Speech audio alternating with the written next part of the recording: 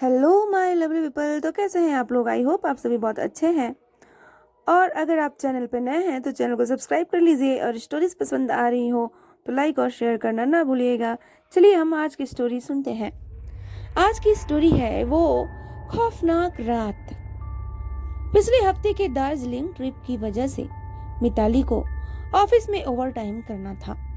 काम की अधिकता से आज फिर वह ऑफिस से घर निकलने के लिए लेट हो गई थी। उसने जल्दी से अपना काम निपटाकर अपना बैग उठाया और छाता लेकर बाहर की तरफ आ गई। मौसम विभाग की जानकारी बिल्कुल दुरुस्त थी। घनघोर घटा छाई हुई थी। कुछ ही देर में बारिश शुरू होने वाली थी। मिताली टैक्सी में बैठकर घर के लिए रवाना हो गई।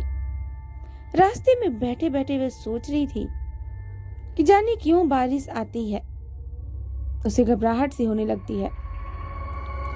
पिछले दिन में ऐसा क्या हुआ कि उसके तन पर बारिश की बूंदें पड़ते ही उसे कुछ अजीब सा एहसास होने लगता था।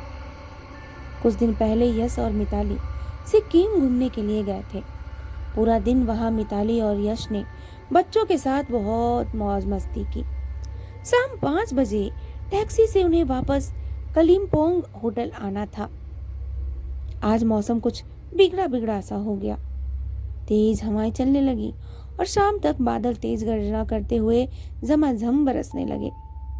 एकाएक बदलते मौसम को देख मिताली और यश ने वहां से जल्दी ही निकलने का फैसला किया, परंतु बारिश तो बहुत तेज हो चुकी थी।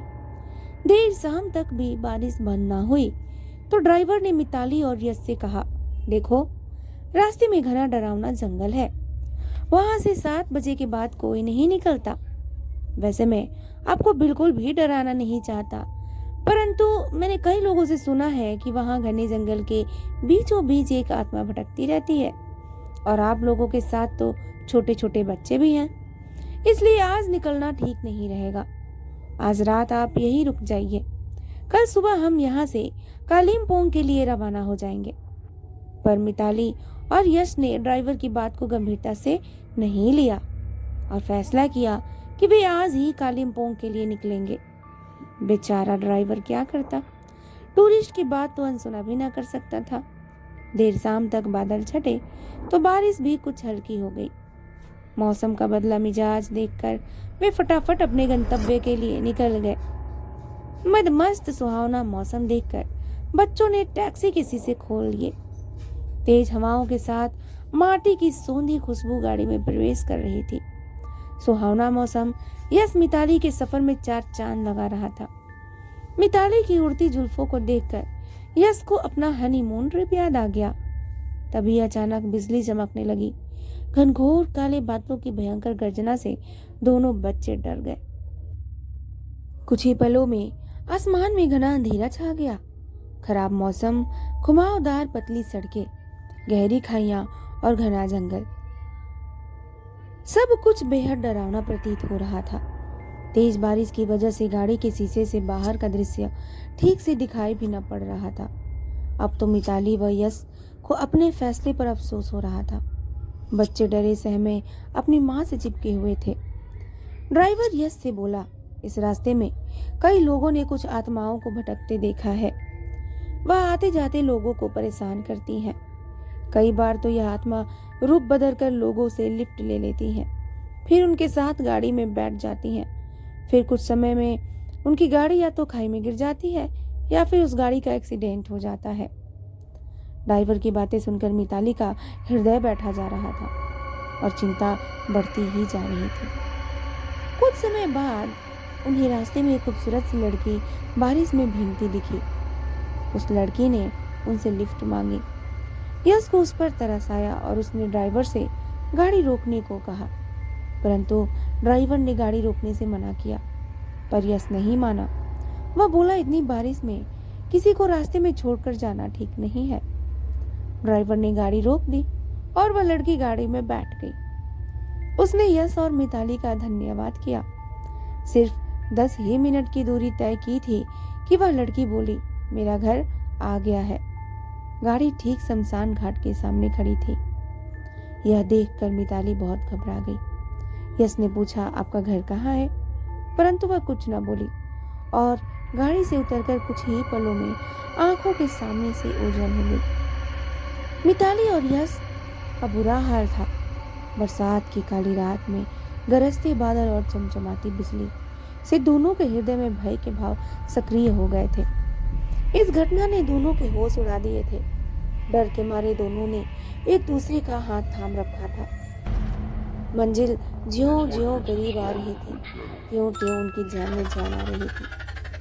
घंटे 2 घंटे में वे कुशलतापूर्वक अपने होटल कालिम्पोंग पहुंच चुके थे, परंतु मिताली को डर से बुखार चढ़ गया था। यश ने होटल पहुंचकर मिताली को खाना खिलाया और बुखार की दवा देकर उसे सुला दिया। यश और मिताली वापस अपने घर आ गए। वहां आकर सबसे पहले की तरह सामान्य हो गया। यश और मिताली ने दोनों अपने ऑफिस जाने लगे, पर पता नहीं क्यों पिछले कुछ दिनों से मिताली की तबीयत ही ठीक सी ना थी। एक दिन में उसने अपना चेहरा आईने में देखा तो उसे कालिम्पोंग वाली लड़की का अक्स दिखाई दिया। वह बहुत घबरा गई। सारी बातें उसने अपनी माँ को बतलाई। माँ उसे लेकर एक सीधे तांत्रिक बाबा के पास पहुंच गई। वे मिताली को देखते ही बोले, इसमें किसी और औरत का साया है। उन्होंने मिताली पर भस्म डाली। तभी वह लड़की मिताली के अंदर से बोल पड़ी, मैं मिताली नहीं, नूर हूँ। मैं यश और मिताली को खत्म कर दूंगी। मैं यश से बहुत प्यार करती थी। यश को याद कर नूर के चेहरे पर दर्द उभर आया था। मैं अलग धर्म से थी, इसलिए यश के माता पिता ने मुझे अपनाने से मना कर दिया और यश की शादी मिताली से करा दी। उस समय मैं गर्भवती थी। यश के माँ बाप मुझे पहला फुसला कर कालिम्पोंग ले आए। भयानक बारिश का वह दिन, आसपास कोई न था। इसका फायदा उठाकर उन दोनों ने मुझे एक पहाड़ की चोटी से धक्का दे दिया। तब से मेरी रूह इधर उधर भटक रही है। अब मैं इन लोगों को भी जीने नहीं दूंगी। चीखते हुए नूर बहुत भयानक दिख रही थी। मिताली की माँ नूर के हाथ पैर जोड़ने लगती है। नूर, इसमें मेरी बेटी की क्या गलती है?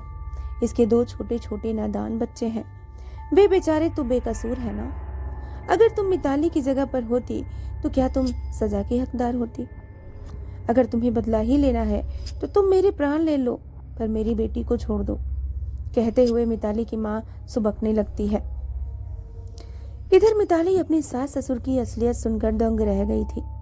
वह बोली, माँ, मर जाने दो मुझे ऐसे लोगों के साथ नहीं रहना जिनके हाथ किसी बेकसूर के खून से रंगे हों।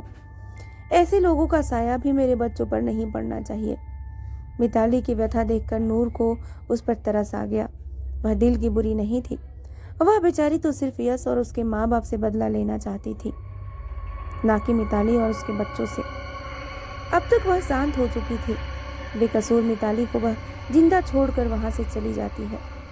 मिताली अपने माँ के साथ वापस लौटते हुए पुलिस को फोन कर देती है और उन्हें सब कुछ बता देती है।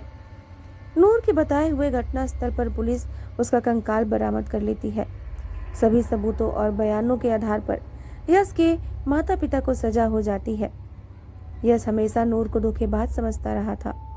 आज उसे अपने ऊपर बहुत गुस्सा आ रहा था कि माँ पिताजी की झूठी बातों में आकर उसने नूर को कभी ढूंढने की कोशिश भी ना की थी। उसके माता पिता ने उसे यह बताया था कि नूर ने किसी और लड़के से शादी कर ली है और वह कभी भविष्य में यश का चेहरा भी नहीं देखना चाहती। यश नूर के ख्वाबों में खो गया। वह कितनी भोली और मासूम थी। तभी बारिश की कुछ बूंदें उसके चेहरे पर पड़ी।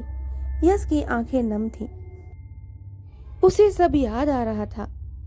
नूर की एक एक बात उसे याद आ रही थी। नूर को बारिश कितनी पसंद थी। तो ये कहानी यही खत्म होती है। आप लोगों को ये स्टोरी कैसे लगी प्लीज़ कमेंट करके ज़रूर बताइएगा। स्टोरी पसंद आई हो तो लाइक और शेयर करना ना भूलिएगा और प्लीज़ दिल से सपोर्ट कीजिए, मेरे चैनल को सब्सक्राइब कीजिए। चलिए मैं मिलती हूँ आप लोगों से कल एक नए मज़ेदार से स्टोरी के साथ। तब तक के लिए बाय बाय, टेक केयर।